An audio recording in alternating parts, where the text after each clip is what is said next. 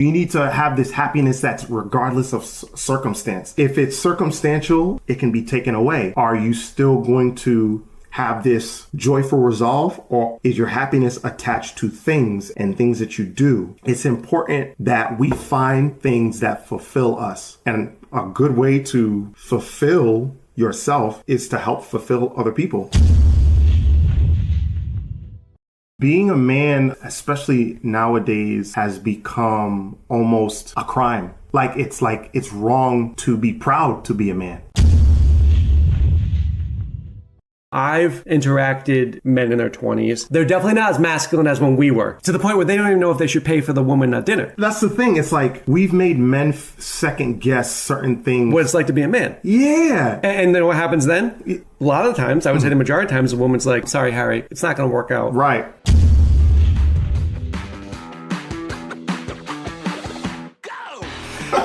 Hey guys, welcome to Becoming a Better You podcast. So today I have probably one of my most favorite people in the world, Harry Rhau. So how do we meet each other? But before we start, I told my mother today, I was like, Harry's going to come on the podcast because we haven't seen each other in a long time. Yeah, before COVID. Yeah. Right? Yeah. And she's like, I love Harry. I was like, yeah, everybody loves Harry. I mean, I don't know if I said that to her, but I'm pretty sure I did. But even if I didn't, it's the truth, right? Yeah. So why do you think everybody likes you? I think it's important to be a genuine person to all people, and I think I learned that early on. I've had the opportunity to connect with lots of different types of people. Like if you knew me in high school, I could sit at the jock table and I would thrive, and I could sit at the emo table with the black nail polish and the gothic wear. I was cool with them. I was cool with like the clowns. I was cool with like the nerds or the World of Warcraft people. Like, I think it's important to just be open and genuine with lots of different types of people. Yeah, and be like non-judgmental. Yeah. Right? Yeah. And I think that's probably why that's the key. Yeah. I think that's why we get along because like, especially in PT. Yeah. We see all walks of life, people in pain. Yes. And when you're in pain, you're not the same person you are when you're not in pain. Right. And you might not be the most pleasant person. So it takes a lot of empathy and being understanding to know that they're not being their best selves, but it's not quite their fault. It could be stemming from something that's beyond their control, you know? Yeah, and I think that's why we get along, because that's how I was brought up. Yeah, right? Same. Except that one time, remember when that guy accused you of stealing his keys? He would not relent. Like this guy, in physical therapy, he was convinced that I took his keys to whatever. I don't even know what kind of car he drove, but I'm pretty sure. You didn't leave the clinic though, right? You were just in the clinic. Yeah, he was very dead set. I remember that guy. Didn't he say like we know where he lives? So like yeah, I was like I don't understand where you're getting at. I was like, I'm pretty sure Harry didn't steal your keys, but thanks for therapy today. Yeah, come again. But no, I think that's like the key to life, where especially now, and we haven't talked in a while. Yeah. We just talked briefly upstairs. Yeah. But I feel like nowadays everybody is just they get upset so easily, and I don't know if it's like the vocal minority. Mm-hmm. But like I understand, like if you're getting upset about all these little things, your life is in disarray already. Yeah. Because little things can't be knocking you upset like that. Right. They shouldn't be like little things should not be able to deviate you from your natural state of like just being joyful and loving. Like if a little thing like that can do that means that there's a lot of things going on in the background of your own life that need to be addressed and, talked about. Maybe see a therapist or something, or talk to someone.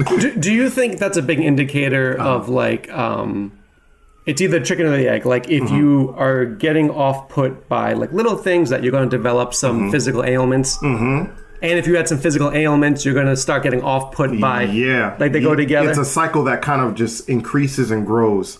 I think, the life that we live, you're guaranteed problems, issues. You have to, you have to be able to accept that this problem, that this life doesn't come problem free. And do you think it should? No, because we would never get anywhere in life. I feel as though if there were no problems, then we would never see innovation. We would never see. It would just be stagnant. Yeah, it would just be stagnant. If you put go to the gym and put... Obviously, I do. Yeah, go to the gym and put nothing on the bar and just lift that 45 bar. You'll never see any growth. You'll never see any sort of change. All you'll see is the same thing and probably degeneration. But if you put some weight on that and you lift it up, obviously scientifically, we know that we're tearing muscles. And that, when you think about that, it's like, no, like that's terrible. But no, at the same time, the recovery and the back end of that, the healing that comes from that sense of accomplishment. Yes, it grows you strong. It makes you stronger. It builds you up better. So it's like this issues and complications and difficulties in life are inevitable. And when you come to that acceptance, you have less grievance and more of a like, okay, what is this going to teach me? How am I going to how is this making me stronger? Because there's some area in your life that it's going to increase you in, or like wherever you're weak in life, that's where it's going to increase you. I've had moments and issues like that where I thought something was coming to like kill me, when in fact it helped me remain strong and made me even stronger. Are you talking figuratively or like literally? I would say even literally, like I'll speak on a weakness that I've always had growing up is confrontation or conflict with other people. I never liked, that's part of the good quality that I have, is because I didn't like conflict. I got along with everybody. I could talk to people. I could, what I'm saying? Did you always move your body like this? Yeah. I could level with them, but at the same time, whenever conflict would come up, I would sort of cower behind it, and then that's where you can sometimes harbor like negative emotions, because if you have a friend and they do something that you don't like and you don't tell them, that turns you into like, it turns some bitterness within you. You know what I'm saying? And so I was in a situation not too long ago where I was, it forced me to bring some things up that were blatantly being done. This is recently, and I had to address some things and put some boundaries in place with this person to let them know, it's like, hey, you can't do this to me. And the way you're going about this situation, it's harmful to yourself, it's harmful to others, and it just doesn't yield good results, And so those are some of the things that pushed me into becoming the person that I should be, and not cowering behind that weakness, but conquering it. That's the important part. Yeah, I think that's interesting, because I'm the same way as you, which is why when we were in therapy, which we'll talk about, like we had a blast. Yeah. And the patients had a blast. Yes. I would tend to say that there was not a more fun PT clinic. No. Work environment, when me and you were there, yeah. And I'm being totally honest. I'm with you. But I developed the same skill set, not because I didn't like confrontation. I didn't. Yeah. But some moments I don't mind it. Yeah. Especially when someone else is affected by it and I'm not. Yeah. And I could just joke around. Yeah. Like, Harry, what do you, Yeah. But it's because I never want anyone to feel bad. Right. So same. Right? Yeah, you don't want to be the author of someone's sadness, or like you don't want to be the reason that someone's feeling in a bad way. But sometimes how can I put this? In order to redeem something entirely, it calls for you to do something uncomfortable in the beginning so that you can save a relationship or you can save a situation. If you just brush it under the rug, that lump under the rug just gets bigger and bigger and bigger until it comes to the point where you can't even not notice it. It's there and everyone can see that it's there. And how much time and energy did you waste trying to not let it come to fruition or manage it, and it just erupts anyway? It steals your joy. It steals your happiness. It contributes to like anxiety within you.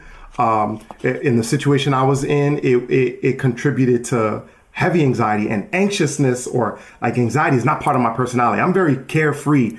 But then when you're dealing with someone who tries to make you deny the reality of a situation, which involves like gaslighting and stuff like that, it's something where you have to put your foot down and say, hey, I see what's going on here and this needs to stop. And so that's what really changed the game for me. I'll put it like this. When we worked in physical therapy, this might be a little bit of a long-winded story, but we got time. We in Pawtucket, right off North Main Street, we used to work right across the lot from a hospice. Yes. And every now and again, we would see, sometimes I peek out the window from the third floor, and I peek out the window, I'd see the black van pull up behind the building. Two men in black suits would come out with an empty gurney and a black body bag. And they would go up the back stairs and they would come out with that body bag with a body in it. And I remember always walking away from that experience whenever it happened, like every 2 to 3 weeks. And I would say, everybody's got to take that ride one day. Fast forward, me and my wife happened to be celebrating our anniversary. And around that same time, we had close friends who had a father who was getting ready to pass. Like he was in home hospice. They were taking care of him, just kind of like making his transition like with ease. And I remember we were at our anniversary dinner, just having a good time. We get the call that he's passed. And so we're like, all right, we're doing something right now. We'll be there. And so, we eat, we enjoy each other's time, me and my wife, and then we go to meet with our friends. And so we're thinking that the body's going to be gone. So we go in, people are crying, people are mourning, and we go into the room. He's still there. We thought he would have been gone by then because we spent a couple hours.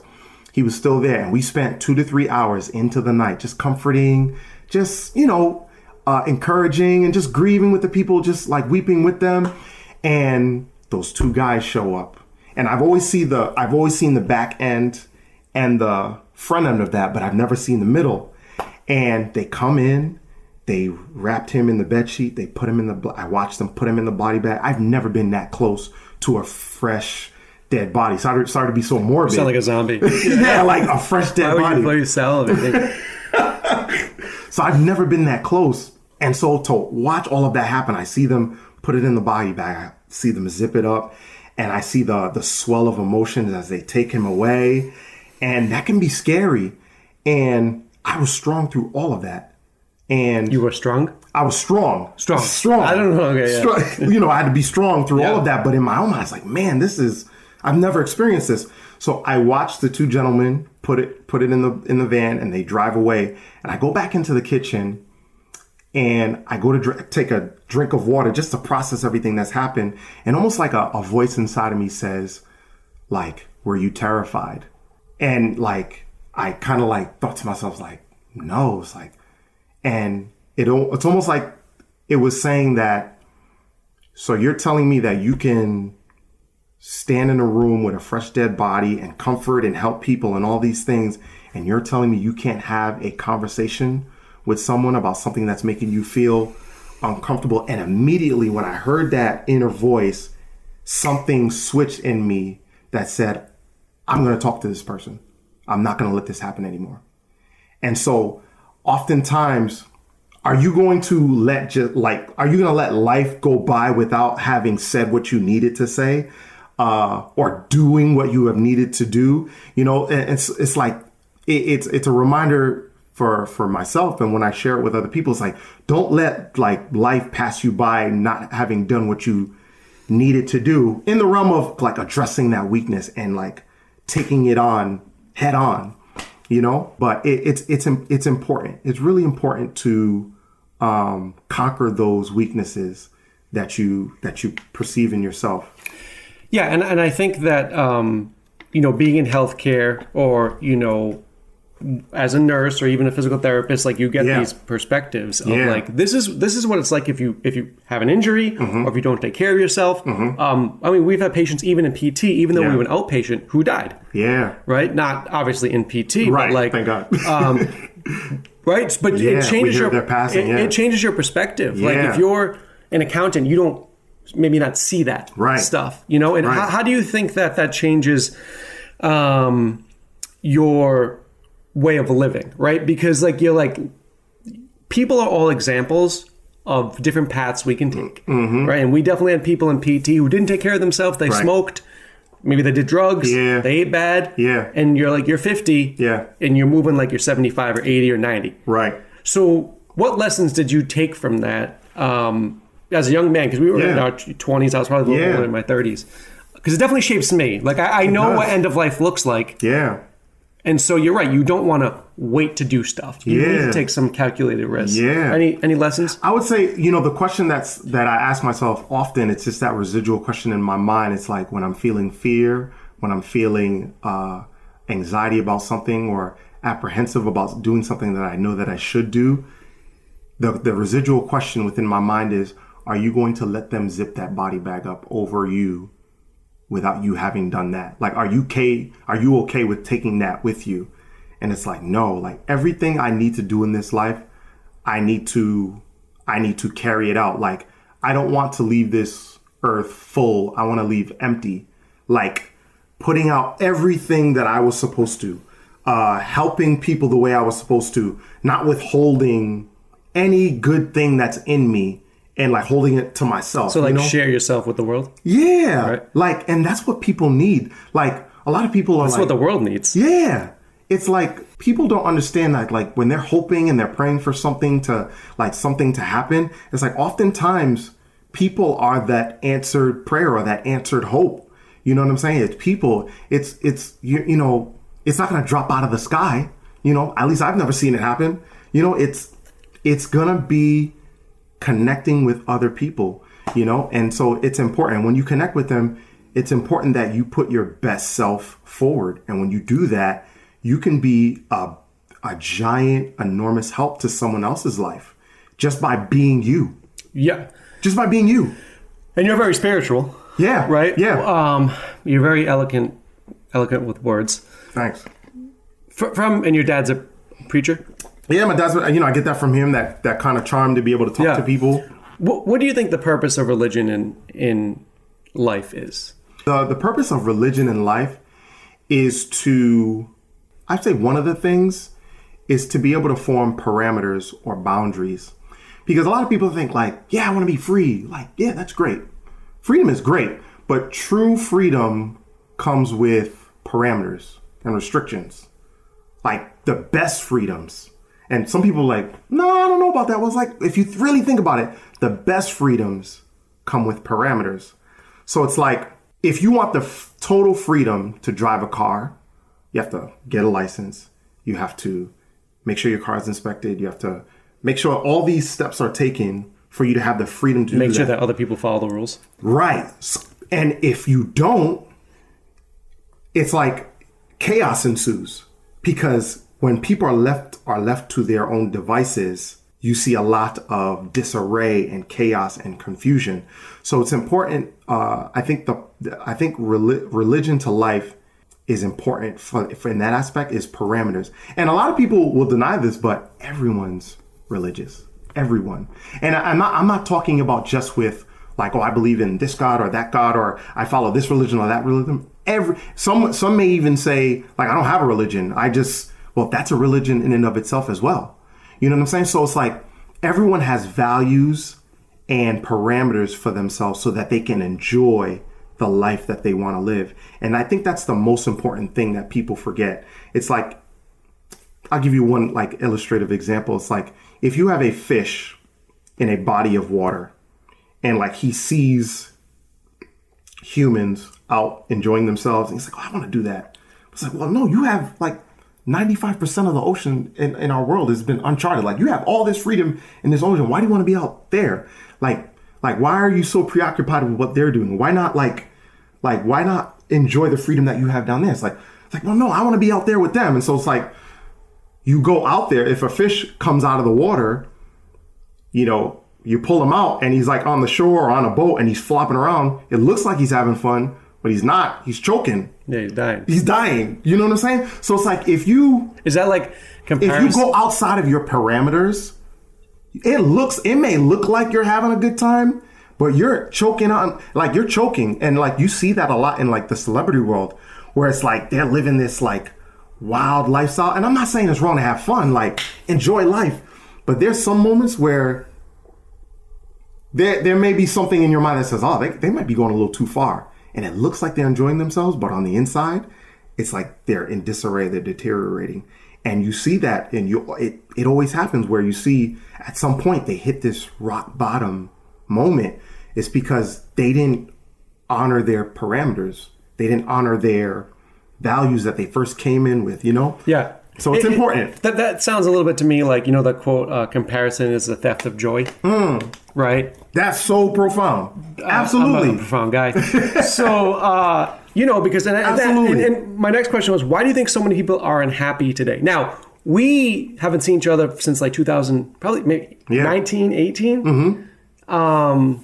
Probably about the time I was supposed to get married, right? Yeah. So we haven't talked. There's a lot of stuff we haven't talked about. But why do you think so many people? I feel like people now are more unhappy than they were 10 years ago. Yeah. Do you feel like that? Do you know why? I think part of the reason, I would say one of the reasons is they're unfulfilled. That's one. So I'll give you one. I'll give you this thing. If you get 8 to 9 hours of sleep every night, and you go to work and you're falling asleep at work, you are not tired. You're uninspired? You're uninspired and unfulfilled.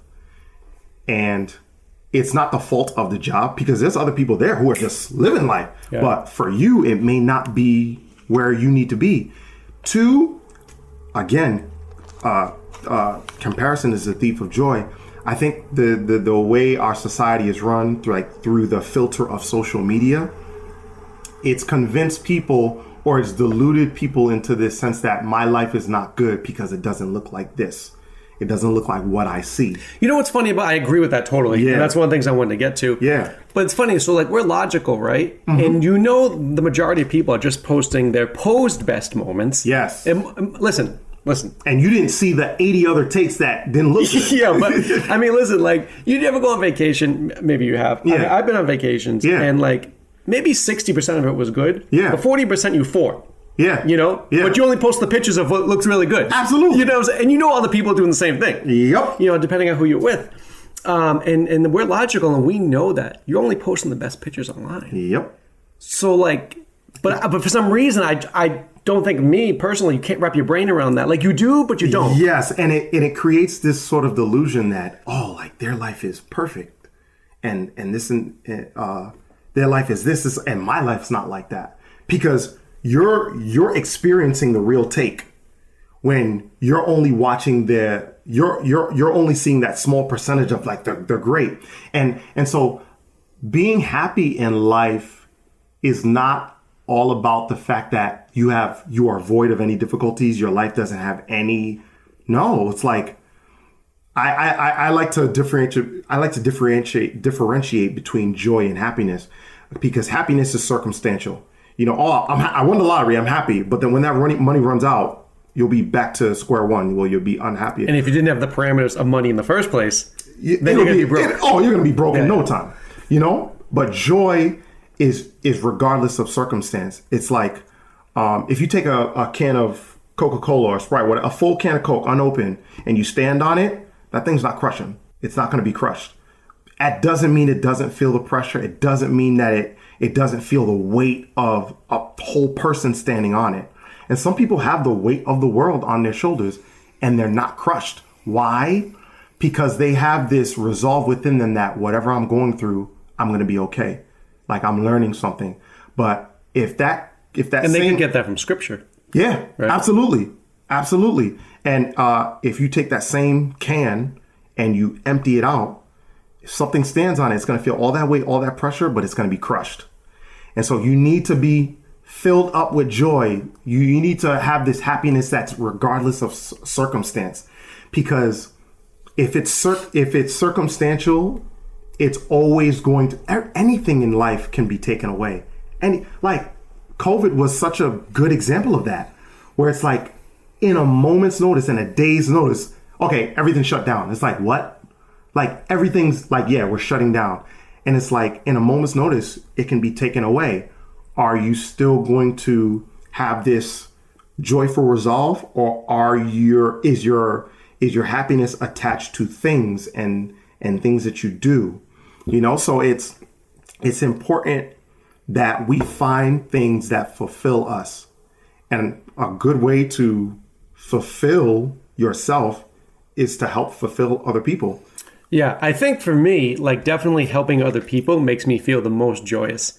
And one of the reasons people ask me about city council, like, why do you want to run? Well, I like helping people. It's the next logical step in what I do, right? You start as a martial arts instructor, a physical therapist, weight loss transformations, as a small business owner who has employees, who has international contractors. Yep. Well, I can just help people, more people, doing it this way. And it really comes down to that because I feel the most fulfilled. Yeah. Helping other people. Yeah. Right? Like if the stuff that I did, if I just made money selling vacuums, and nothing against the vacuum salesman. Yeah, they might love what they, But like, that's not helping people live a better life. Right. I mean, in some little instance, maybe, but like making them no longer diabetic or making them more secure when they go out to their car. Absolutely. Or giving them a community of people who they can feel like secure in. Yeah. Listen, most people live in disempowered lives. Yeah. So if you can make them feel like absolutely, they're number one. Like it's just that, man. It's that. It just brings this different level of. It brings a different level of fulfillment and joy, that knowing that, man, like I helped someone, and that much more encouraging because I was doing it myself. I was doing it with my authentic self. I wasn't pretending to be something else that I'm not. And that's what we did really well in therapy. Yeah. Right. What's the secret to somebody healing in physical therapy? What would you say? Oh man, having a great attitude. That's number one. Having a great attitude and mindset. Like, hey, I'm coming here to heal. If that's your intention, or you're gonna make leaps and bounds in progress. But oftentimes we see the other end of that as well, where we see people kind of like, you kind of get this notion that they're just here to fulfill a requirement so that they can continue this path of like least resistance that they've found that they kind of like, So number one, it might become their identity. Yeah. So if they lose that injury, they lose themselves. Yeah. I love that you said that.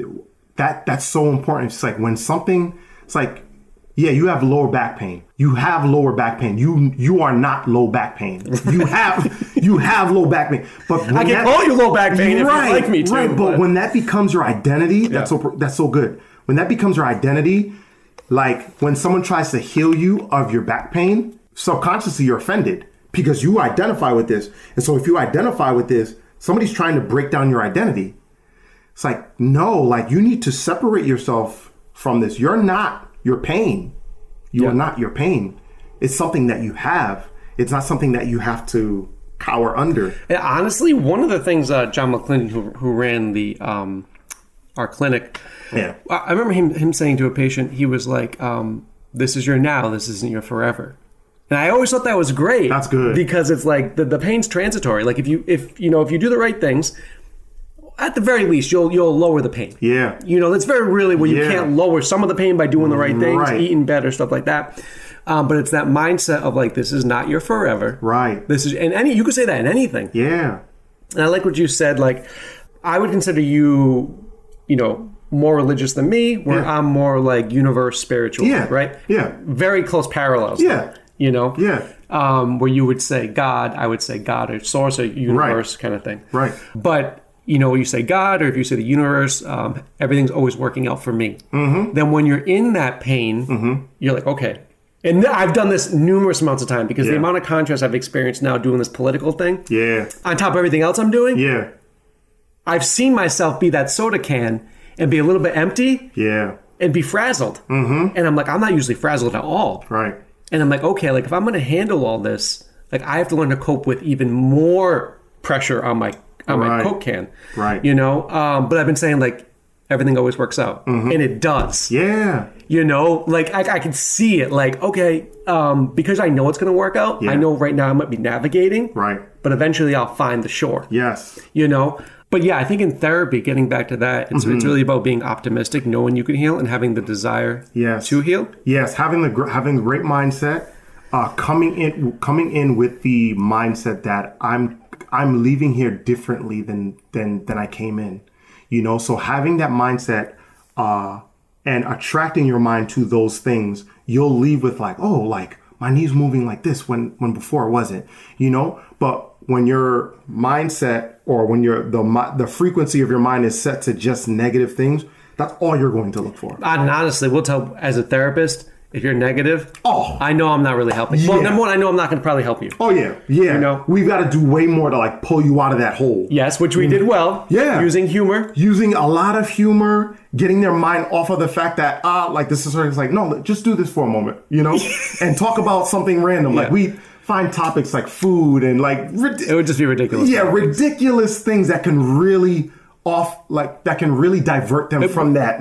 You changing their pattern of thought. Yes. Right. So I'm interrupting their patterns. Yes. And so an example, they'd be and if I knew there was a patient who was just down and out, Harry might be working with them, and I might walk by and be like, Harry, you think my arms are bigger today? Right. And just like flex and like that one little thing. The patient might not even know me. Yeah. And they'll be like, what was that? This guy's yeah. But then they catch on. Yes. And then I'd be like, whatever. Hey, Tim. Like, he looks big, right? Yeah. And I just walk away, and it switches them. Exactly. Because they want to have fun. Yes. They just don't know it. Yeah. And a lot of times people don't know. But they did look bigger usually when I said that. Usually, yeah. Usually. What's up? But a lot of people sometimes don't even realize that they're on that negative track. They don't. Because they've been in it so long, it feels normal. And so it's like when you pull them out, it's almost like, you ever seen those commercials, the Febreze commercials, where they'll blindfold someone and they'll take them into like a stinky room with like garbage everywhere, and like they spray Febreze and it smells like, flowers and petunias. They're blindfolded. They come in and like, oh, it smells like a flower bed or a garden, something like that. And then they take it off. It's like, whoa, like I'm in a room full of garbage. I feel like that sometimes with people, it's like their mind set is sort of like in a room full of garbage, but it's like been sprayed with Febreze, so they think it's normal. It's like everything's cool. Or even so much so, like even like a different example is like when you spend enough time in a smelly room, you don't smell it anymore until someone new comes in and is like, whoa, you don't smell that, And so it takes another person coming in and kind of like removing the blindfold or just letting it say, hey, like you don't smell that. And when you're aware of it, that's when you can like get rid of it. We have blinders on. Yeah. And I think that's the importance of having a coach, whether it's a fitness coach, a martial arts coach, a physical therapist, a spiritual coach. Yeah. Right. I think that's where you need to have these people who have already been where you want to be. Yeah. Helping you get there. Yeah. Because when they've been through it, they've got the strength, the faith that you're going to make it too. If you meet someone who's had chronic back pain and now they're fully healed. Yeah.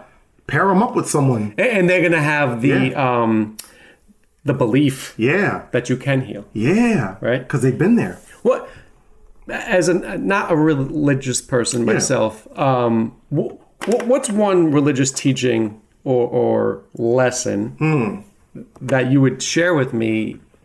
Only one, though. You can only give me one. Yeah. Self-praise is no praise.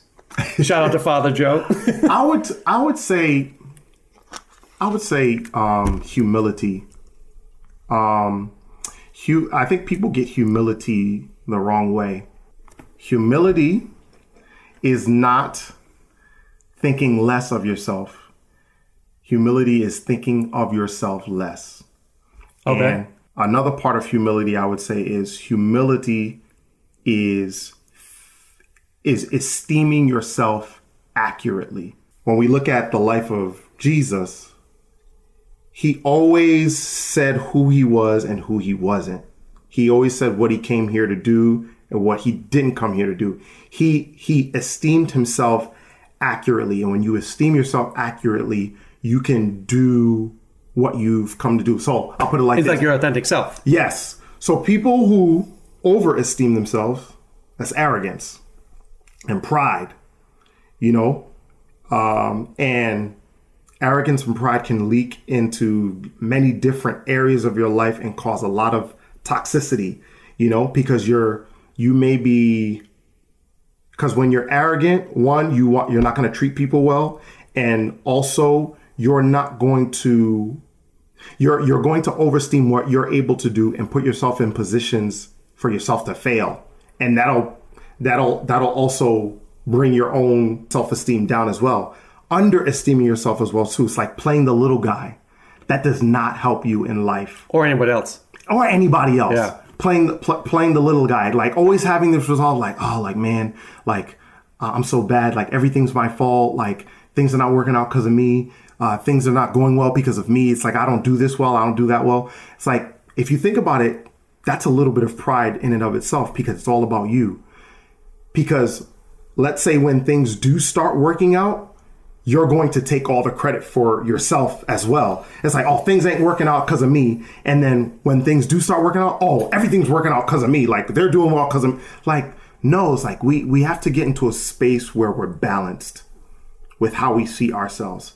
It's like making sure we identify ourselves accurately so that we can be at most optimal, like, to other people and ourselves. So it's really about impacting others. Absolutely. And not downplaying yourself. Don't play the little guy. But not just thinking about yourself, thinking about the whole collective. Yeah, right? Absolutely. And that doesn't mean that you're mistreating yourself either. There's balance in all of that. There's balance in all. Do you think people take life too seriously? Absolutely. Like, I get a kick when I see, like, people, like, maybe at a restaurant and they're angry because they put an onion in their burger. It's like, is it really that big of a deal? Like, just take it out, you know? And I think, again, I don't know what they may be going through personally in their own life, but I sometimes I see some arrogance in that. It's like, how dare you put onions in my burger when I told you not to? I feel like it comes from a place where it's like they're overesteeming themselves, like where it's like you're the best thing since sliced bread. Yeah. And for you to be mistreated is like this gross, inconvenient for you. But yeah, I think people need to laugh more at themselves.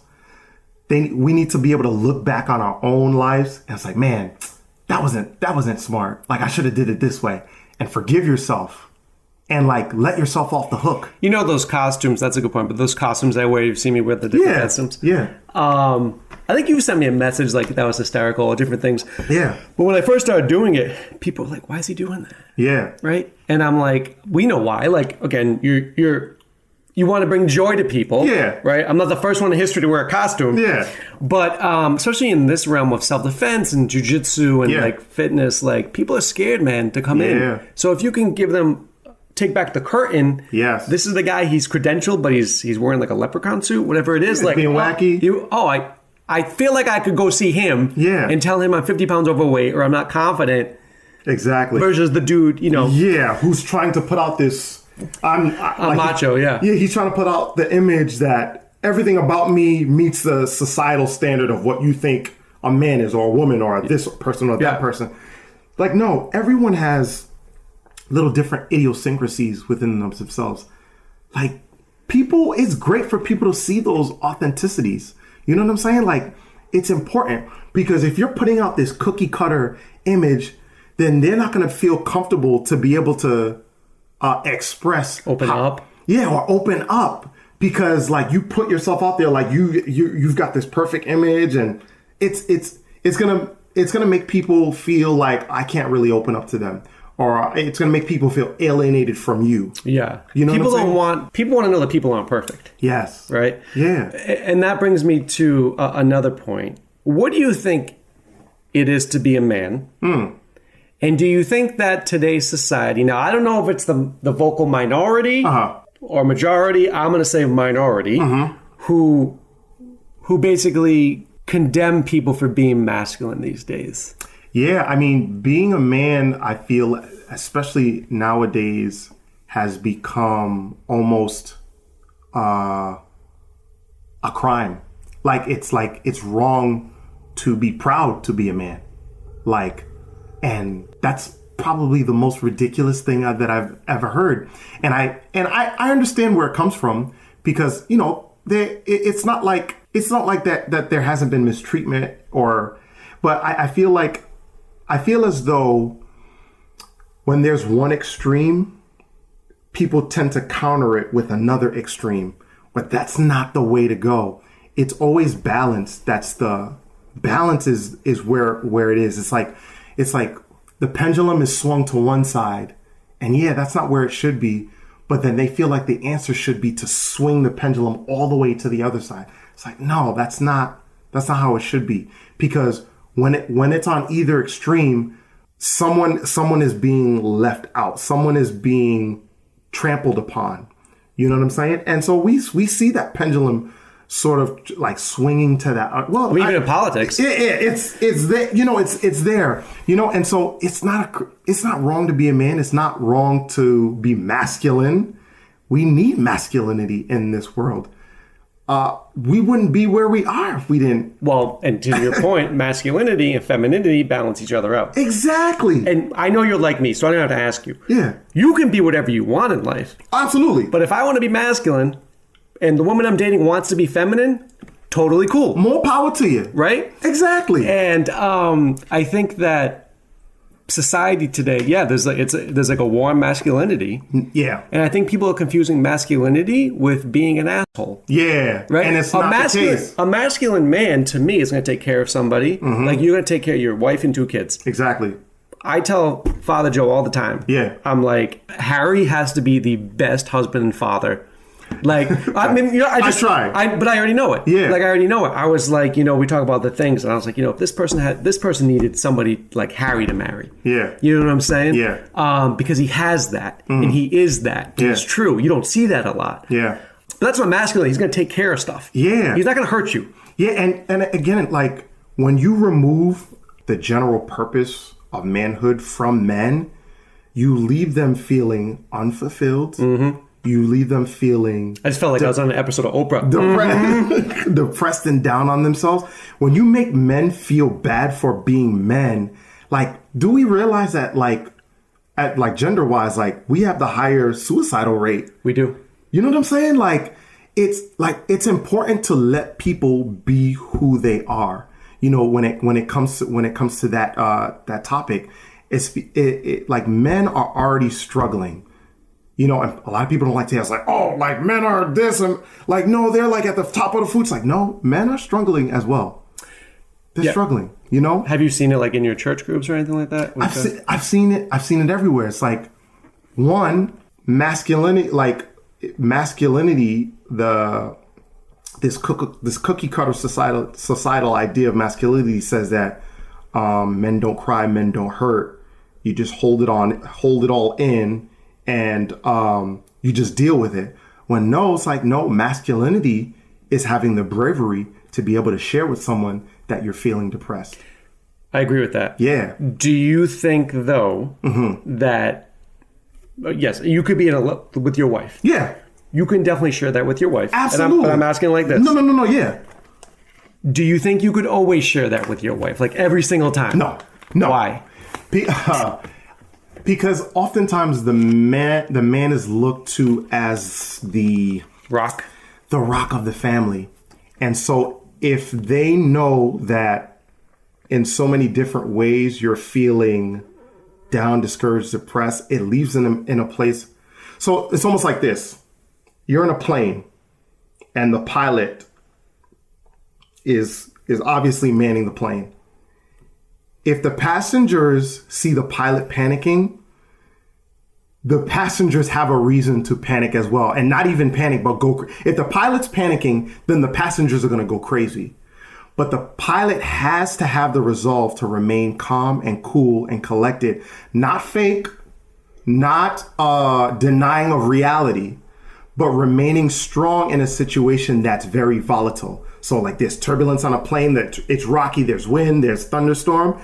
If the pilot's panicking, all the passengers are panicking. Yeah, so if he got on the intercom, it's like, enjoy the light show. We'll be through in a second. Yeah, so it's like, as long as we don't get hit. It's having the resolve to be able to put things in focus and perspective. He's not going to lie and say, hey, he's like, hey, we're riding smooth skies right now. He's not going to lie. He's going to acknowledge the fact that, hey, we hit some turbulence, but we're going to remain the course, and we're going to do the necessary things that we need to do to keep you safe. Yeah. And so if he's cool, I know I can be cool. And I think that's where it comes. I think you're absolutely right, because I think if you are with a woman, your wife, girlfriend, whatever, maybe you're providing for your family, maybe it's your mother, whatever. And as the man, they see you cracked. Yeah. All the time. Yeah. You can't lose it. They're going to be more nervous. No, it's important for us to be solid rock men. Now, I know today, like, people like to deny biology. Right. Right? Which is, that's cool. That's your thing. I don't care, right? But I'm going to go with biology. Yeah. Men are usually more logical. Yeah. Women are usually more emotional. Right. Scientifically, because we use a certain part of our brain and a lot hormones. more. So right. Brain and hormones function. Yes. So if a woman sees that the man that she has chosen to provide for her, is not stable, she's going to lose interest and she's going to lose faith in that man. Yeah. If she sees that he's rattled all the time. Yeah. That's number one. Yeah. But then number two, I think there should be where guys can go to other guys and vent. Yes. Right. And I don't think guys have that. You know what I'm saying? Because of this cookie cutter image that society puts out that, men don't get together and share difficulties and struggles. Like, no, we're supposed to. I think so, yeah. Because you would hunt together. Yeah. Right? Yeah, and in the midst of you waiting to make your kill, you might talk about... Harry, I got bit by a fucking snake. Yeah. It hurts like hell. Right? You should be able to say that. Yeah. And if tears come, you should be able to do that with your guy. Yeah, with your bros. With your guys, with your bros. You know what I'm saying? But when you feel like you're good friends with someone and you feel like you can't even share that with them because you're sitting under this idea that, men are not allowed to do this. It's almost like drinking poison and holding it in it, and it's like tearing you up inside when you can't even let that go. Yeah, I want to go back to I don't know if many people know that the highest rate of suicide, I believe, is in men, younger men. I don't know the exact stats, but like more than you would think. Yeah. And a lot of the reason is because, I can't say a lot, but maybe some of the reason is the war of masculinity. Yeah. The men coming up now. Now, I've interacted, so I'm 40. I've definitely been interacted with men in their 20s. Right. They're definitely not as masculine as when we were. Right. Right? Right. But I'm not even saying I'm the most masculine person ever. No. They're just not even there. Right. And to the point where they don't even know if they should pay for the woman at dinner. Yeah. Like, I always knew that. And that's the thing. It's like we've made men second guess certain things. What it's like to be a man. Yeah. It's like, I feel like that's just so concrete and so like... It's only worked for like millions of years. Yeah, it's like... Obviously, I find it a little odd if a woman is asking a man out to dinner because whoever asks is the one who's going to be paying. But it's the man who should be the pursuer. You know what I'm saying? And it should be him. Like, if he goes to a woman and he asks her out to dinner, obviously he's going to pay. But it's sad that we've come to a point where he's asked her to go out and he's second guessing taking the check because he feels he doesn't want to offend the woman by assuming that she doesn't have money. Like, that's not the assumption. That's not the assumption. It's just our role. It's just what we're wired in us. They're confused. Yeah. And then what happens then? A lot of the times, I would say the majority of times, a woman's like, sorry, Harry, it's not going to work out. Right. Because they want you to take the lead. Right. And they were just trying to play it safe. Right. Right? And what do you think about this? That men are becoming more feminine. Women are becoming now more masculine because of the void. Yeah. Right? Because they're trying to be that balance. Yeah. And they're being more masculine. Yeah. So I've seen women who are way more masculine than some of the guys I've seen. Yeah. And because it's applauded now. It's applauded. It's applauded. And you know what? I was talking to this girl at the gym, and she was saying all this stuff about like toxic masculinity and all this stuff. And number one, I was like, well, what is toxic masculinity? Yeah, let's define this first. Yeah. And then, so now once you start asking these questions, like the argument starts breaking down. Right. Whatever. I don't know. She said maybe like beat the guy. I was like, that's not being a man. Yeah. That's being an asshole. Yeah. Right? Because men don't do that. Right. And I was like, a good man. I was like, honestly, you just need a man to make you feel safe. Yeah. And you wouldn't be as hard. Yeah.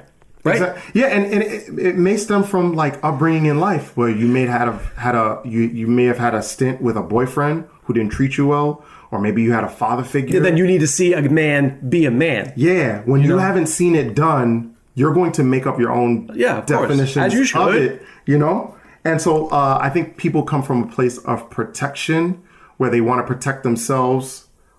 So much so they want to protect themselves because there's a hurt. But if that hurt doesn't heal, you're going to continue to have that protection up. But when you heal, you won't feel like you have to protect anymore. And so you have women who are being very masculine very domineering, and it's not wrong to know what you want. Yeah, and you can be that. And if you're cool with that, I'm cool with that. Right. And like I said, I don't care what you do in life. Right. Go have fun. Yeah. But I'm just saying, like, now the balance is... Yeah. It's not balanced. Right. And you're doing yourself a disservice when you're operating in a level that you weren't made for. You know, you're going to be more exhausted. You're going to be... I think I heard the statistics that talked about women are less happy. Yeah.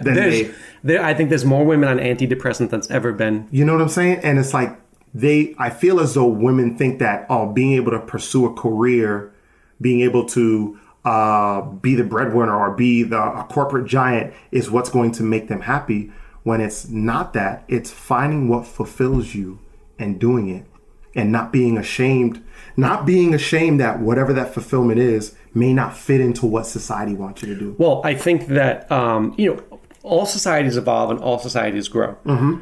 The thing that women have to understand, and I didn't understand this until I started doing some research, is that their timeline to have a child is... From here to here. From here to here. Yeah. And like Father Joe always tells me, the man's always ready. Right? So I'm 40, I got no kids. Yeah. If I want to be 80 and have a child... Yeah, you could do that. I could do that. Yeah. They can't. Yeah. So the decision that they have to make is, do I want to pursue this whole degree? Right. And now I'm 35, 36. You're going to find the man you're going to be with now. Yeah. Right? Yeah. And have kids in the next 3. Yeah. And that's still a geriatric pregnancy. Yeah. Right? Yeah. Where, like, you need to find it then. Or am I going to try to find the man? Right. And get married at... I mean, back in the olden days, people got married... 20. Younger than that. Yeah. You know what I'm saying? And that's kind of what they're saying. But now you chase the degree. Now you're 35, 30, 36, 37. Mm-hmm. And like you want that man who's very successful. Right. Well, a man who's very successful now, logically, has way more options. Yeah. Most likely going to pick the 25-year-old version of you. Right. Not the 35-year-old version of you. Right. Who may have a lot of baggage. Right. From it, your experiences. Yeah. And so now you're almost stuck. Yeah. Right, because you have to settle for someone you don't want. Yeah, and I think it's important to, when it comes to a man or a woman who's looking for a fulfilling relationship, that fulfilling relationship, whoever that person is, they're going to help you become the person that they see in you. They're going to help you become that. Uplift you. They're going to uplift you. They're going to encourage you. Like, they're going to say, hey, like, you're really good at this. You should do this. I'll support you if you do this. Like, this is like, I see too much of this in you for you to let this pass you by, And, shame on anyone who presses someone down when they can see a gift, when they can see a talent or a gifting or a skill in them that can be used to help other people, or just at its base level that can be used to profit and help them both succeed. You know what I'm saying? So it's important that if you see that in them and you're a person who's willing to go on that journey with them to become that person, you're right for each other.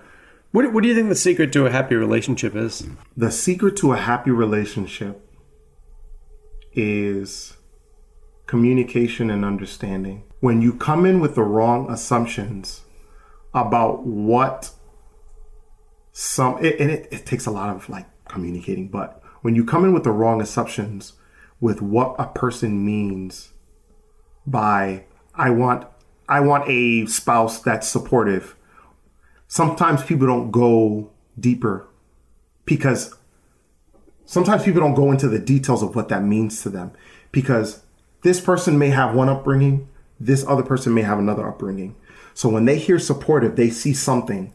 Different things. They see different things. And so now they're together, and one person is saying, well, you're not being supported. And the other one's like, what do you mean I am being supportive? Because you have two different ideas. So it takes a lot of talking and communicating about what that means. And that's interesting. My ex-girlfriend, mm-hmm. I would show her ways that I cared about her, right? Yeah. So she would work second shift. I would get up. I'd make her coffee. She liked lemon water. I'd squeeze the real lemon and do that. And I don't do stuff like that. With one hand because it's so strong. I did. I looked at the lemon and just squeezed itself. But I don't do stuff like that. Right. So I'd make her coffee and I'd put it there, have it ready for her. Sometimes I'd go to the gym. She'd still be sleeping. Yeah. And I'd make sure I wake her up, whatever, all that stuff. And this was me showing her I cared. Yeah. you know, and I'd do that. And then, you know, I remember one time it was her birthday. Mm-hmm. And, you know, I had my day planned. It was like a normal day for me. Yeah. We were going to be with each other at night. And she was supposed to go with her mother. Her mother canceled on her birthday. Oh. And I was like, okay. I cleared my schedule. Yeah. I was like, I'm not coming in. Yeah. I took her out. We went to eat. Nice. You know, we took her like a little shopping spree. She liked like these little Michael's Crafts, like the Halloween ones. Yeah. Whatever you want. Get it. Yeah. Do all that stuff. Had a great day, night. And like the next day, she's like, something like, do you even care about me? And in my head, I was like, oh boy. I was like, what? Like, what? Like, what did we do yesterday? Yeah, like, but it's because our upbringings were so different that she couldn't see it. Yeah. Now, due to circumstances, I had the opportunity to see her recently, a year and a half later. Yeah. And she was basically like, I'm sorry I couldn't see it. Right? And it's because our upbringing was so different that I was trying to be like, hey, I'm showing you all this. Yeah. But she's like, what are you doing? Yeah. And I was like, what? What do you mean what I'm doing? Like, this is what it's supposed to be. We missed each other. Yeah. And sometimes people haven't seen a healthy, right, like a healthy back and forth between two people in a relationship. When all they've seen is like maybe toxic or something like that, that's what they look for. You know, so they think that a passionate relationship means that you're always arguing or something like that. Or you're waiting for the shoe to drop. Yeah, you know what I'm saying? So it's like when they realize that about themselves, they become better for it. It's like, whoa, like I was being shown this type of love and I totally missed it. And I think that was my purpose in her life. Yeah. Because she was like, okay, now, you know, I understood. Yeah. And then she dated some people after me, and she knew the difference. Yeah. Yeah. Right? She was like, whatever she said, she was like, I miss your ambition, your drive. Yeah. Your best relationship with that. So your best relationship becomes sort of like the litmus test of everything else. You know, when you realize that, wow, this one was like really fulfilling, and let's say it didn't work out, but you go into another relationship, it's like, whoa. Like, this is different. You know, you now know what you like and what you don't like. You know, you figure out those things when you date different people, when you meet up with different people, you start to figure out what you value in a relationship and what you don't really care for in a relationship. So it takes a lot of talking and understanding their love language, their love styles, you know, depending on their upbringing, the type of dynamic that they had at home. It makes a huge difference. It makes a huge difference when you know, when you understand. And so when you can put it in such a way, when you can show affection in a way that will be able to be registered by them, it makes the biggest difference. You know what I learned from her too? What's that? Which I took, there's a lot of things, but one of the things I learned is that like I'm a fixer. So if there's a problem, like I try to fix it instantly. Yeah. You know, and she was like, I don't need you to fix anything. Yeah. I just need you to listen. Yeah. I was like, all right. Yeah. But like the problem's still there. Yeah. Right? It doesn't make sense. But that's all she needed. Yeah, that's all they need. And I've taken that with me. I've also taken to learn like, hey, I got to be the rock here. Like I got to be steadfast. Right. And I'll let you in a little bit. Yeah. You know, whoever I'm dating. Yeah. But like, I know I need to be that. Yeah. That have that masculine kind of role. Right. And listen, and for the young guys watching. Yeah. The women like when you pick the restaurant. Yeah, absolutely. Right? They don't even want to know where they're going, right? Because it shows. I feel like I'm on Oprah again. It shows that you planned. Take initiative. They like when you take, like when you, and it doesn't have to be like this fancy restaurant. If you lay out a blanket in the park and you guys eat like burgers together and you're out watching the moonlight or what, but you planned it, they love it. Yeah, it's definitely true. What do you think me and you would disagree on? Because we've never had a disagreement. I don't think ever. Not really. What do you mean, not really? No. Is that a disagreement? Patriots, 49ers. That's not even a disagreement. You're just being disillusioned. What is it? I can't delusional. You're being delusional. Yeah, stuff like that. But never really deep things. But I would say, I don't know. It might be how we deal. It may be how we might deal with women or something like that. I knew it had something with that. Yeah, it might be. It might be that. I haven't had a bird's eye view of your relationships. I've seen them from the outside. I've never really seen it. That's because I don't do threesomes. But go ahead. Thank God. But Well, I would say this. Maybe this because of my experiences that I've had in life, and because of those experiences that I've had, I'm so much more convinced. When it comes to like faith and like religion, like I kind of have a hard stance on how I view life when it comes to like faith and religion and that sort of thing. But at the same time, because my stance is hard, it doesn't mean that like Marc has to believe what I believe in order for us to coexist. It's like, no, he really doesn't. It's just that if we both understand where we stand, that's the key. Because when you understand where we stand, then that's where harmony comes in. We maybe do the same thing in different ways, different avenues. Yeah, and we may call it different things as well. But at the same time, it's like we understand each other. I know where he stands. Yeah. That's the important thing about friendship, relationship, whatever those things are. It's okay not to agree. It's understanding where each other stands, because when being respectful of it. And when you know where each other stand, there can be harmony. Like the literal definition of harmony. Like I play music. When it comes to music, it's one person is playing one note and another person is playing a different note. You are playing two different notes, but when you put them together, they can flow in such a way that makes a great melody. You know what I'm saying? And so it's like, no, I don't need him to believe whatever I believe. Like, but am I convinced in my own mind of my faith and how this world works? Yeah, sure. And do I have all the answers? No, not at all. Am I continuing to grow and to learn? Absolutely. Can I learn some of those things from him? Absolutely. In some of the most uncanny ways that you never would realize, because that's the essence. That's part of the essence of life is being involved and connected with different people. I don't care what religion you are. If you don't talk to anybody, or if you ain't cool with anybody, I'm going to be like, I don't want to, like, why would I ever want to subscribe to anything that you're saying or doing? It's like when you don't connect with anyone, it's like, no. So it's like, it's important for harmony that where we know where we stand, and I think that's the beauty of it. Yeah. I think it's choosing what you want in life and not pushing against what you don't want in life. Yeah. Like why? Yeah. Like, why am I going to be angry at him that he doesn't believe what I believe? What good does that do? Yeah, it doesn't. It just doesn't do anything. It holds you back. It holds you back. And it holds you back from a potentially awesome relationship that you could have with someone.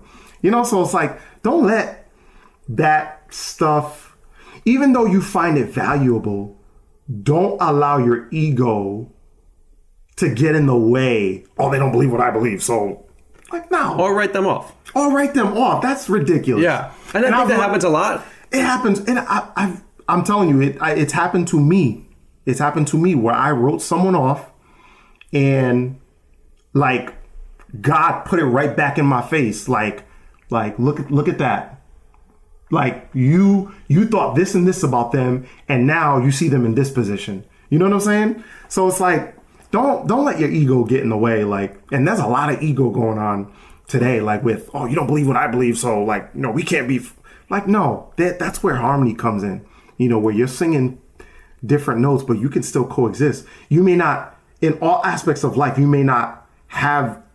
So it's like coexistence doesn't necessarily mean that you're doing all things together. There may be some things that you do apart from each other, but you understand. Yeah. You understand. And you don't criticize. Like, you let them do that thing. No, you let people be them, So sort of the perspective that I wanted to ask you too, because we've never really talked about this. Yeah. But you're Haitian. Yeah. Right? Yeah. How is it different in a place like Rhode Island or Cranston, like you're Haitian? Yeah. Being black. Yeah. What things do you experience that I don't experience, or that I wouldn't normally think of? Right? I mean, listen, we made the joke when you came over my house with Super Bowl. Yeah. You were like, I think you said it. You're like, I hope I don't get pulled over driving to the Western Side. Right? We joked about. Yeah. I mean, because and we both laughed because there's truth to that. Absolutely, there's truth to it, but the fact that you can laugh about it is cool. Yeah, you know what I'm saying. I think the Black experience is I like that. Yeah, I like this is the Marc experience. I mean, the Black experience, and a lot of people like to. It's like, no, we're all the same. It's like, no, we're not. We're not all the same. We have different experiences, and it's like, I hear people a lot say, like, we're supposed to be a melting pot. It's like, well, I don't necessarily call it that, because if it's a melting pot, then people individually cease to be what they are, and we shouldn't do that. We're more like a salad or a stew, where it's like in a stew or a salad, like you put different parts, but they maintain the integrity of what they are. Tomatoes are tomatoes, lettuces are lettuce. But as a whole, they make something beautiful that tastes great. And I've had experiences as a young Black male where, yes, I've gotten pulled over simply just for the look. Like I remember, just. And you're like the nicest guy ever, right? Yeah, like one example. I was driving, and I remember that there was a state trooper pulled up on the side of the road, and I remember just driving and looking over to him, and then you just knew, and I just knew. And as soon as I drove forward, I saw him pull his car right around and pull me over just to check. And, I'm not driving the greatest looking car. At the time I'm driving around a clunker. So like, he's going to formulate some things. I was like, he might have something. Something might not be right. His inspection his registration, or he might have something in the car. So he wants to come in, check, do I have any weapon? It's like, no, no, and you're not a Ninja Turtle. No, it's like, I don't allow myself to remain angry or bitter about those things. I just kind of pity them because their mindset is where it is.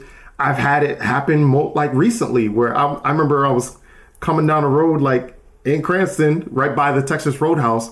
I was making a turn and I saw. Is that the eastern side? It's eastern. Yeah, the western side's much nicer. Yeah. Ward 6 really. I'm making a turn. And I see him in the distance in an empty parking lot, just kind of sitting there. And I remember coming by and it's almost like we lock eyes. And he comes. Like in The Notebook? He comes up, he pulls up behind me. And I can see him checking my registration, and I had just gotten this new car, new to me. And in my mind, it's like, he must be there. Where'd this kid get this new car? And he didn't pull me over. He pulled up behind me. And then I saw him that he came off because everything was what it was supposed to be. And then he happened to be up next to me because he was trying to speed past me. So that I guess he didn't have to, make that eye contact, but we were at the same red light. And I looked over to him and I did this. And he knew what the wave meant. He was like, you thought you had me. And then he looked at me and he kind of did that too. It's like. But do you laugh about it together? We laughed. You know what I'm saying? And it's like, why am I going to be bitter about that? Why am I going to harbor that and use that for aggression against others? It's like, no. It's like, I don't let that happen. And, I would say, when you're dealing with someone of a different ethnicity, different race, it's like, be your authentic self.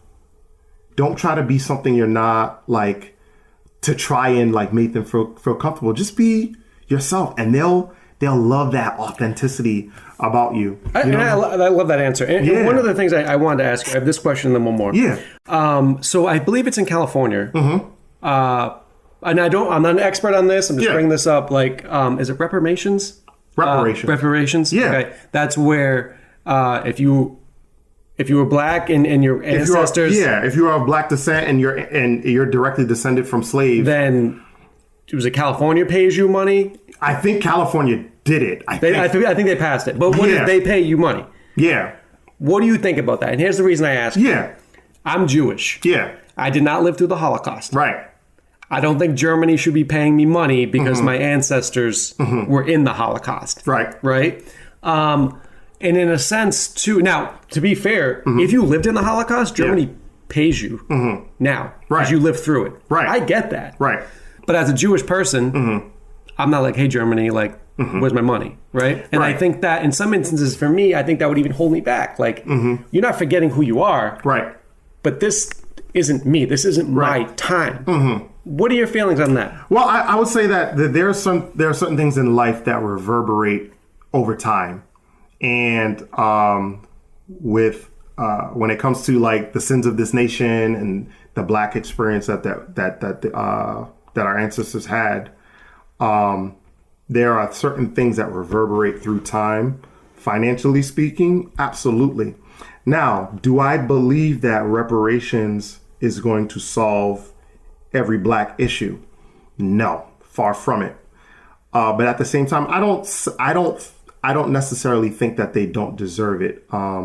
Because if you own a company and you have, let's say, 100 employees, and all of them are forced to work for you, and you're not paying them, your company's going to make a whole lot of money. Okay, I understand. I understand what you're saying. Because you're saying that they profited off them. Yeah, so there are families that are. So it's like when you're wealthy isn't new money. Wealthy is old money. A lot of time. Okay. Yeah, you know what I'm saying? So it tracks back. I understand that perspective. You know what I'm saying? So it's like in that aspect, they deserve. And I wouldn't even be included in this because I'm descendant of Haitian slaves. So it's like America don't owe me money. France owes me money. France owes me money. Napoleon, we come for you. France owes me money and Napoleon all that. But, I don't think I would necessarily fit that requirement because we're talking about African slaves who were brought here, like being connected to that.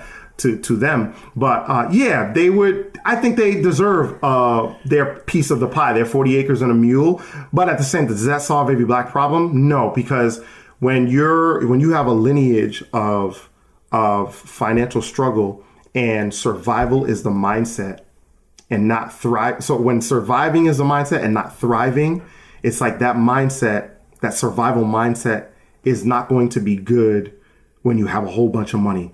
Money makes you bigger than what you are. If you're a $20 idiot and you make $1 million, you're going to be $1 million idiot. And I understand what you're saying because again, if this say corporation made all this money back in the day off the slaves. Yeah, like we're talking about like companies that are don't get me offed. Yeah. Don't mention the ahead. Right? But I understand that. Yeah. That's not in my wheelhouse. So like me trying to wrap my mind around it. Right. Because it would seem like, okay, cool. So like these people that I don't know who's giving the money, like didn't have the slaves. Right. But you're paying because this did happen. I mean, there's many injustices that happened. Absolutely. Right. But the other thing, because I understand that perspective. Right. The other thing, I'm like, okay, cool. So like, if you're just going to give these people money, it doesn't give them that desire to go out and make something of their life. It's almost like, I'm sorry for you, Harry. Yeah. You don't have the ability to make any money on your own. Yeah. Or do anything great. Yeah. The satisfaction of being able, I don't want a handout. That's what I'm saying. So it's like, here's like this. I'll put it like this. I'm not sitting around waiting I'm not waiting for a check from France. Simply because I am who I am and I want to thrive in life. Correct. And I want to make something of myself. I'm not just talking financially. I just want to make something of myself in general as a person. As a man, feel like you did it. Exactly. Yeah. When they zip up that body bag, I want to leave this earth with people saying like, wow, he really helped me do this. Or he helped me in this aspect because he was doing his divine calling. Now, if I happen to get a random call that says, hey, France, hey, send it to this address and we good. But if you're waiting for like a duffel bag full of money, you're not thinking right. You got to go out and get it for yourself. Yeah, and I feel like, then that was my thing. Like, so it feels like it would hold you back. Yeah. Right? Like, you know what I'm saying? Waiting for, like having that mindset of waiting for it. It's like, oh, like once I get this money, like that's when things are going to take. No, it's not going to take off. You need to change your mindset now. And I'm not talking about with just Black people, like anybody. The government, it's like when this happens, that's when like, no, you need to make it happen now. Yeah. I think that's some of the stuff where if now listen, I think that government's way too overblown. Yeah. Government should keep you safe. Yeah. And let you live life the way you want to. But like when you have these government programs and you're not having as part of it this person now, again, if you have a physical handicap or an emotional mental handicap where you can't do it, get it. Yeah. But if you're sound in those areas and you're capable, but you're getting handouts, you don't have that desire to make something of yourself. Right. Or live the life that you want to live. Because Exactly. listen, it might be great when you get that check at the first of the month. Yeah. Once you go through that money, it's not great. No. And for the most part, if you're just waiting for that check every month, that's not a way to live. Especially if nobody's taught you how to use that money and make it into something. Right. You know, so that's important. You know, education and, you know, it's important to want to have this desire to make something of yourself, to make sure you fulfill your purpose in life. But if you think your purpose in life is tied to this check that you're waiting for in order for you to, it's like, nah, I don't think you're going to get very far. You know what I'm saying? So two things can be true at the same time. You know what I'm saying? So like for those who feel purpose to fight for that, right for black people or the ancestors of black people to do that, if that's your life calling, stand 10 toes down in it, do it. You know what I'm saying? But for me, I don't feel called to do that. Like, right. I don't know the first thing about that. You know what I'm saying? I know some history, but for me, I'm not waiting for you to fulfill that purpose so that I can be okay. No, I'm going to do my divine calling, what I feel called by God to do in this lifetime, to help people, to encourage people, to whatever it is, uplift and encourage, whatever that may be. And if that happens to come, we in it. But I think that's like the next logical step. Yeah. Because like you could go down this road and then somehow you get hooked up and you're like, now fighting for reparations is what you want to do. Yeah. And listen, I'm all for that. Yeah. As a white person, I don't really know much about that. Right. You know what I'm saying? So Yeah. that's why we have these conversations where we can like, I can ask. Yeah. And that perspective actually made sense to me. Yeah. Right? You know what I'm saying? Like, example, you got old companies like State Farm isn't some new company. I'm gonna get offed. No. All right. Jake's on his way over. Jake from State Farm, like that wasn't a concept or a company that started in 2015. That goes back hundreds of years on the backs of people who were working for free. Okay. In very difficult decisions, difficult circumstances. You know what I'm saying? So it's like, it's in that aspect. Yeah, they deserve that. But the mindset, I'm talking about mindset. You shouldn't be waiting, or if you're waiting for like this chance moment where you win the lottery or you find a duffel bag full of money, then you're not living life. You are not living life. Yeah. And you are not happy, because once that duffel bag is gone, you're right back down to being depressed and down and not doing what you've been called to do in this lifetime. And that's for anything and everything. I'm going to widen the scope. It's like if you're waiting around for a boyfriend to make you feel better about yourself, or waiting for a girlfriend, or waiting for a certain type of car to make you feel better about yourself, or whatever it may be, or a flat screen TV, whatever. It's like, no, man, like get up, find out what you love to do and go and do it. That's great. Know? And so the last question is, so someone's watching this. Yeah. They're not where they want to be. They know they want to change. Mm-hmm. What advice does Harry Rhau give them to change their life and start living their life? Find something that is bigger than you. Go after something, or make it like a mission-based thing, but make it your mission to try and conquer something that is bigger than yourself. It's like all men have to slay dragons. Sure, figuratively. You know what I'm saying? Well, there's not real dragons. Right. But it's like, if what you're going after is too small, you're not going to have this resolve to want to grow and to like be better in order to conquer it. You know what I'm saying? So it's like when you came and told me it's like you're going after city council, I was like, whoa, like that's bigger than yourself. You know what I'm saying? Because you're in this scope of like running a dojo, having certain hundreds of patients that you... I thought you were going to say honeys. Okay, go ahead. You know? So it's like you've widened your scope of where, you know what I'm saying? That's bigger than yourself. And when you go after that it puts a little bit of like, whoa, this is like... If you're not going after anything that puts some butterflies in your stomach, it's not gonna force you to want to grow and get bigger to be able to conquer those things. You know what I'm saying? And so going after that, that's a big thing. That's awesome. You know? And when you do that, and when you're able to navigate it, something bigger may come in, like this hunger for more may come inside of you. And so it's like, whatever you go after, make sure it's bigger than you. Because if it's bigger than you, it forces you to grow so that you can navigate it well, to handle it well. And it's going to take days and nights where you're like, man, I don't know how I'm going to do this.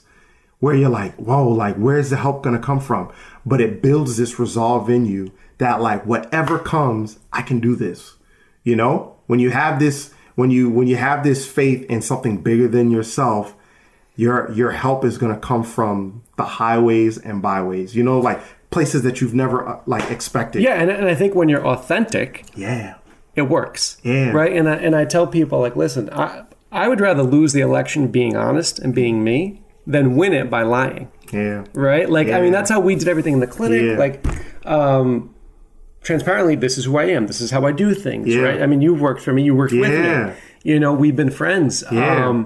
And it's like, if you are authentic, and if your intention is good, listen, I've had people, we make jokes, right? I've had people take my jokes wrong, but my intention wasn't to hurt your feelings. We were joking around. I'll apologize, but that's on you. That you took it wrong. You know, so especially if I know you, right? Like you call me nougat because I'm so white. When you build a relationship with someone, you're going to know where your boundaries and lines are. You know, so you build that with each other. You know, it's when you know each other, you're able to do that. Like, I would say I'll put it like this. If you grew up in a neighborhood, like with a friend, your friend had a big head. So everyone called him... Like literally or like... Like a big head, yeah. Okay, Everybody called him Peanut because he had a peanut head. Like, so it's like, is this a true story? No. Okay. You've been through things with them. You've had experiences with them. They know that you're their friend. So when you call them Peanut Head, they take it as a term of love because I've known you since our growing up days. You know what I'm saying? But if you meet someone new who has a head just as big as them, you can't call them Peanut. Because they'd be like, who the hell are you? Yeah. You know, so I don't know you like that. For you haven't earned that right to call me Peanut. And so I think sometimes we take our own experiences with ones that we've loved, and we think we can maybe transfer that with people that we're just getting to know, but we haven't built that rapport with them to be able to call them Peanut Head. And I think a lot of times, sometimes that can come out in race too. You know what I'm saying? It's like where it's like we'll make a joke about skin color where that might not be the best way to go about it. You know what I'm saying? So it's like, yeah, you can do that with like appearance when it comes to like somebody's got big ears, somebody's got a big head, but there's so much weight on the issue of skin that it's like a little weird. So I would say when you're doing that. Do you think that's a little weird though? Like, I get it, but like, it's like legit. It is weird, but it's real. And so it's like... Because it's charged. It's got a lot of charge to it. So it's like, if you have a black friend, you don't say... You don't say, hey, what's up, Blackie? Like, it's not going to work. You might catch a 1-2 right hook to the head. You know what I'm saying? But it's like, I think people make the mistake of doing it. And I have all my high school and middle school years of experience with that. It's like people think that they're connecting with you when they make fun of you about something that is you. But people don't understand that you don't do that with race. Unless, it's definitely a charge. Unless, and there may be friendships like this where you've built this rapport and whatever with them. You know what I'm saying? And they tell you, yeah, it's okay because you've built boundaries. Like, hey, you can say this, hey, but don't ever say this. And hey, you can say this, but don't ever say it around other people because other people ain't going to understand. And so someone else may hear you say it. Another white person may hear you say that to me. They're going to go say it to a black friend that they know and think it's going to be cool. And then it's like, oh, I thought that was like, no, it's not. You know what I'm saying? Yeah. So it's like you want to play it safe and not do that you don't want to do that with race. That's just kind of it's weird, but it is what it is. It is what it is. It's society. Yeah, it is what it is. And I think it's so. Well, first of all, I don't even know how really it started, right? Because I didn't live then. Yeah. But like, it's just a skin color. Yeah. People made it people made it more than what it should be. It's like literally a difference of level of melanin in your skin. But you know, like people always say, like literally everybody my whole life, you need a tan. Like that's what everyone says. Like you call me nougat. I was like, what's nougat? You know, like inside the Snickers, the white bar, like whatever. Like I get it. Yeah. But like at the end of the day, we're human. Yeah. You know what I'm saying? Like it's when you really step back. Yes. You're not taking anything away from. No. But when you step back, it's like we're all part of one race. That's what I'm saying. It's called the human race, and with that in mind, we understand people's experiences, and when we connect with people and understand their experiences, we know that there's some avenues and lanes that we just won't go down. It's like, oh, they had. It's not worth it. It's not worth it. Like again, like let's say you have a friend who just lost a baby girl or baby boy, maybe through pregnancy or something like that. When their birthday comes up, you're not going to get them like a funny birthday card with a baby in it. Yeah. You know what I'm saying? Yeah. That's like insensitive, you know? So it's like we understand through people's experiences like that. Some things are really funny and other things like, nah, you could do that with someone else.